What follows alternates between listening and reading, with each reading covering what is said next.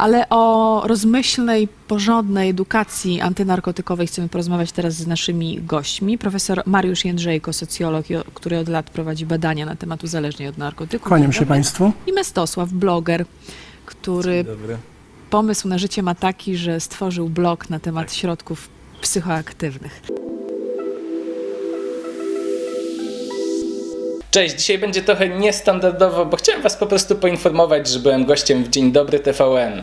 Zostałem zaproszony w kontekście edukacji młodych osób o substancjach psychoaktywnych i tutaj ze względu na bardzo ograniczony czas oraz fakt, że jest to telewizja śniadaniowa, którą oglądają również dzieci, nie powiedziałem o wszystkim, o czym chciałbym powiedzieć. Jest mi bardzo miło, że zostałem zaproszony w roli eksperta i myślę, że jest to kolejny krok w realizacji misji, która mi przyświeca. Oczywiście tutaj był lekki stresik, bo program na żywo, ale mam nadzieję, że wszystko wypadło dobrze. Drugim ekspertem był profesor Mariusz Jędrzejko i przyznam, że trochę obawiałem się konfrontacji, jednakże jeszcze przed wejściem na antenę profesor odnosił się wobec mnie bardzo życzliwie. Dostałem od niego również książkę z dedykacją, z życzeniami powodzenia w profilaktycznym rzemiośle. Podczas całego nagrania również wypowiadał się dość pozytywnie. I to, co robi ten młody chłopak, to jest właśnie nazywanie rzeczy po imieniu. Nie słuchaj, bo jesteś ofiarą bajek. My pochwalamy każde działanie, które służy dobru, a to, co robi Pan, to jest rodzaj takiego bonum humanum. I tak jak w przeszłości nie zgadzałem się w wielu miejscach z tym, co mówi Pan Profesor, tak również podczas tego nagrania miałem kilka kwestii, do których chciałem się szerzej odnieść. Niestety nie było na to czasu i odbiegałyby też one od głównego tematu rozmowy. To nagranie uświadomiło mi, że jeżeli jest pełen szacunek i otwartość i nawet jeżeli ma się inne poglądy w bardzo wielu kwestiach, ale cel jest wspólny, to można swobodnie rozmawiać i może nawet w przyszłości zbudować jakąś szerszą nić porozumienia. Myślę, że to, co było najważniejsze podczas tego nagrania, to to, że nikt z nas nie chce, aby ktokolwiek w Polsce ryzykownie korzystał z substancji psychoaktywnych lub był od nich uzależniony.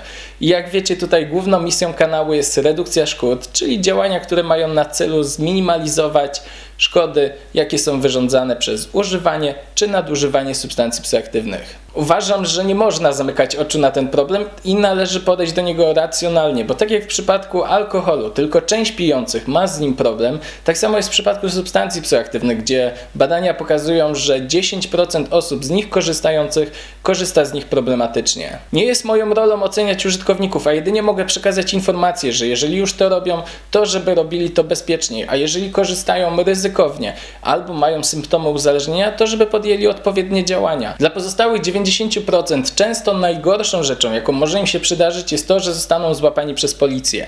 I rocznie mamy 24 000 takich przestępców, którzy zostali złapani za posiadanie i tym samym niszczone są ich życiorysy. Dla kontrastu warto dodać, że mamy 3000 przestępców związanych z handlem i dystrybucją. To pokazuje, jak źle inwestowany jest czas policji, sędziów i prokuratorów, którzy zajmują się zwykłymi ludźmi zamiast poważną przestępczością. Rozsądnie jest przeznaczać te środki na profilaktykę zamiast później finansować kosztowny system. I tak jak pokazują przykłady państw, które postawiły na redukcję szkód oraz na dekryminalizację, takie jak Portugalia, spada tam odsetek osób nieletnich, które korzystają z substancji psychoaktywnych, a zarazem nie wzrasta odsetek osób uzależnionych. Młody człowiek nie może otrzymywać fikcji, musi otrzymywać twarde dowody. On potrafi je przerobić, zwłaszcza dlatego, że dysponuje niezwykłą encyklopedią, nazywa się Google. Po pierwsze chciałem powiedzieć, że się w dużej mierze zgadzam z tym, co pan profesor powiedział, jeżeli chodzi o to, że młodzi ludzie głównie ufają osobom, które są w ich wieku i do młodych osób trzeba mówić bardzo konkretnie, faktami, bo oni bardzo szybko wyłapują fałsz, hipokryzję i straszenie. Substancji psychoaktywnych jest bardzo dużo i różnią się one działaniem czy szkodliwością. I tutaj nie można mówić, że po jednorazowym wypaleniu skręta skończy się na ulicy czy w Monarze, bo wiele osób ze swojego doświadczenia czy otoczenia wie, że tak nie jest. I jeżeli będziemy kłamać w tej jednej kwestii, to w każdej innej już nie będziemy słuchani. A są substancje takie jak heroina, amfetamina czy dopalacze o nieznanym składzie, które są dużo bardziej niebezpieczne i warto szczegółowo wyjaśniać poszczególne różnice. Kampanie typu Just Say No nie zdały egzaminu, bo po prostu zakazywały i straszyły.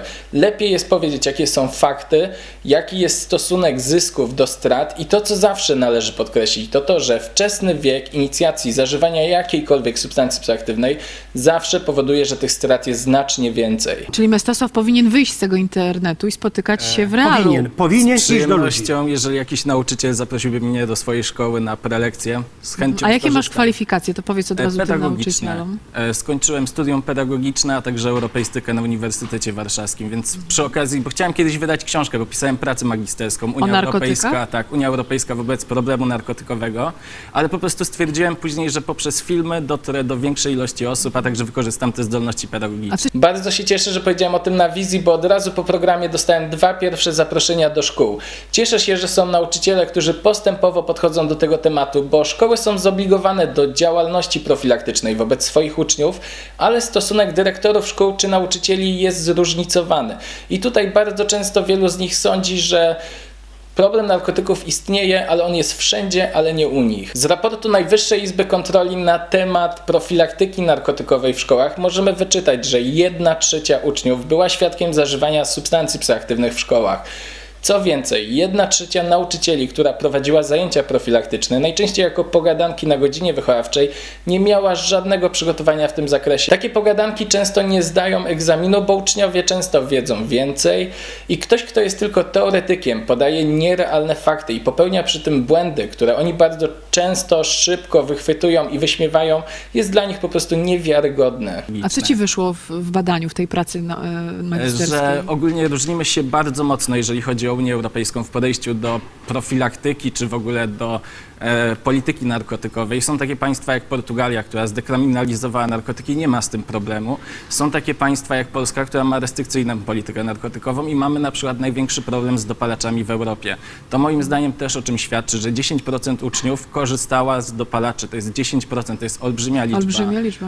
24% 15-16-latków korzystało z marihuany.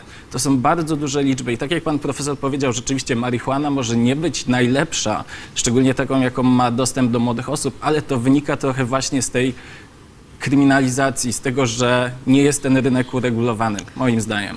Mamy nadzieję, że wszystko się zmienia i że w tym temacie też pójdziemy do przodu. Dziękujemy za tę krótką, ale rzeczową dyskusję. Myślę, że podstawą do zmiany jest rozmowa i swobodna wymiana poglądów. Przyczyn korzystania z substancji psychoaktywnych jest bardzo wiele, ale w przypadku ich problematycznego użytkowania najważniejszy moim zdaniem jest tu problem braku głębokiej więzi z innymi ludźmi. Osoba taka nie ma zdrowych, szczerych relacji z rodziną, najbliższymi, przyjaciółmi i te braki stara się sobie rekompensować właśnie poprzez alkohol czy inne substancje psychoaktywne. Do tego dochodzi wykluczenie ze społeczeństwa poprzez chociażby traktowanie tej kwestii jako kwestii kryminalnej, a nie zdrowotnej. Jeżeli chcemy myśleć o społeczeństwie, które jest wolne od uzależnień, musimy zdecydowanie spojrzeć na tą kwestię szerzej, słuchać siebie nawzajem i tworzyć społeczeństwo, które jest pełne szacunku i miłości, w którym nikt nie czuje się wyobcowany, wykluczony, samotny i niechciany. To już wszystko w tym odcinku. Mam nadzieję, że nie przyniosłem Wam wstydu w telewizji.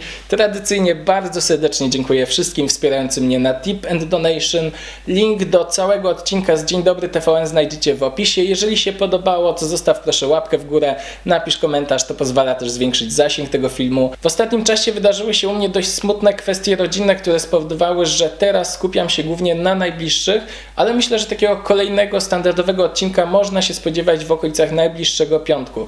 Dziękuję Wam bardzo serdecznie, że jesteście. Życzę dużo zdrowia, wszystkiego dobrego i do zobaczenia wkrótce.